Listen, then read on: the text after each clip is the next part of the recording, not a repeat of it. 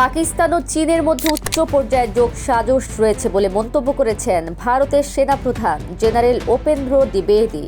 একই সঙ্গে এই দুই দেশের দিক থেকেই ভারতের বিরুদ্ধে যুদ্ধের আশঙ্কা রয়েছে বলে উদ্বেগ জানান তিনি।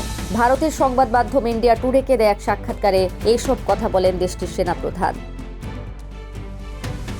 চীন ও পাকিস্তানের মধ্যে ঘনিষ্ঠতা প্রসঙ্গে এক প্রশ্নের জবাবে জেনারেল উপেন্দ্র বলেন, আমাদের স্বীকার করতেই হবে যে চীন এবং পাকিস্তানের মধ্যে একটি উচ্চ পর্যায়ের যোগসাজশ রয়েছে। ভার্চুয়াল মাধ্যমে তা প্রায় 100%। পাকিস্তানের যাবতীয় সরঞ্জাম চীন থেকে আসে। দুদিক থেকেই ভারতের বিরুদ্ধে যুদ্ধের আশঙ্কা রয়েছে, এটাই বাস্তবতা। জম্মু ও কাশ্মীর সীমান্ত দিয়ে পাকিস্তান থেকে অনুপ্রবেশ ঘটেই চলেছে বলে দাবি করেন ভারতের সেনাপ্রধান। এর ফলে আগামী দিনে উপত্যকায় সন্ত্রাসবাদী কার্যকলাপ আরও বৃদ্ধি পেতে পারে বলে আশঙ্কা প্রকাশ করেন তিনি।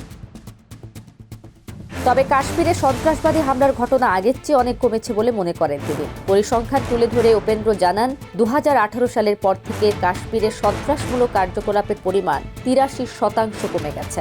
ভারতীয় সেনাবাহিনীর অক্লান্ত পরিশ্রমকে এর জন্য কৃতিত্ব দিয়েছেন তিনি।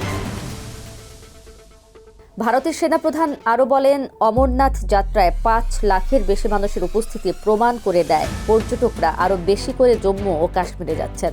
ভারতীয় সেনারা দেশের উত্তর পশ্চিমের উপত্যকায় সন্ত্রাসের পরিবর্তে পর্যটনের দিকে নজর ঘোরাতে পেরেছে।